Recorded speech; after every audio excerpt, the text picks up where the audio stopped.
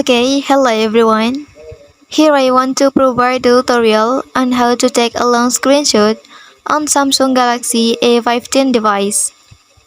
Well, to take a long screenshot on Samsung Galaxy A15 device, you can follow these steps.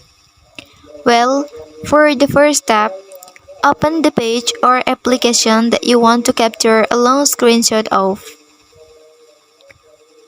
Well, and then for the second step, take a regular screenshot by pressing the volume down button and power button simultaneously.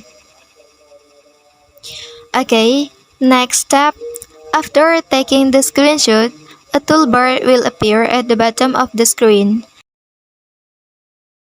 You can tap on the Capture More icon here. Okay, and then the screen will automatically scroll down, capturing more content.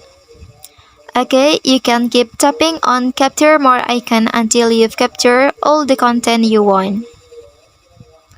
Okay, and then the long screenshot will be saved in your phone's gallery, and you can view it like any other screenshot.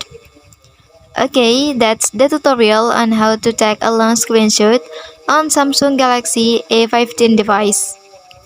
If you are helped by this video, don't forget to like and subscribe to get other information from this channel. Thank you.